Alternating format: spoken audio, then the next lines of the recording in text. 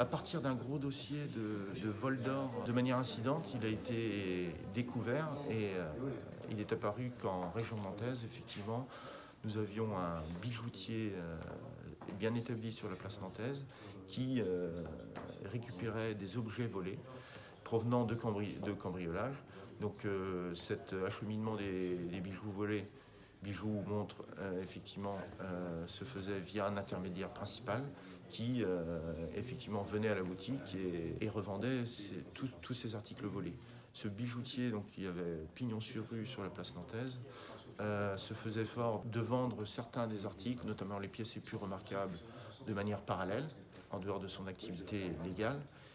Et par ailleurs, sur les objets de moindre valeur, mais malgré tout toujours en or, il avait toutes les installations et un four notamment pour fondre cet or, le transformer en lingotin. Et après, il avait un interlocuteur principal en Allemagne, à Francfort, un grossiste, auquel il pouvait apporter cette masse d'or pour en revenir avec du numéraire. La cellule d'enquête, qui a duré 2 ans et demi, a pu établir que ce bijoutier nantais effectuait un voyage par mois pendant 3 ans en direction de ce grossiste en or allemand. Donc à la suite des investigations qui ont été réalisées, il a été décidé de déclencher une opération. Il s'agissait d'une opération en octobre 2019 sur 3 pays européens, coordonnée par Eurojust, donc en France principalement, mais également en Allemagne, lieu d'implantation du grossiste en or à Francfort, et également en Autriche, à raison du domicile du grossiste en or.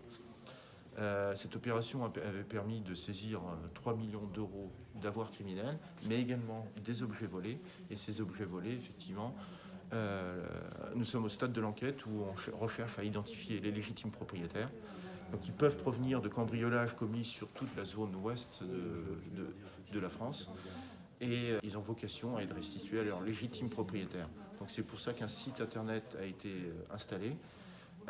Il est accessible au grand public, à la suite de quoi, si des victimes peuvent reconnaître leurs bijoux ou ont le sentiment de reconnaître leurs bijoux, elles sont invitées à prendre contact avec les enquêteurs par téléphone portable ou par mail en vue de la prise d'un rendez-vous et puis en apportant, bien évidemment, si possible, les pièces justificatives sous forme de facture, mais également ça peut être des photos de famille qui permettraient, puisque sur une photo, parfois, on voit les bijoux qui peuvent être portés par des victimes.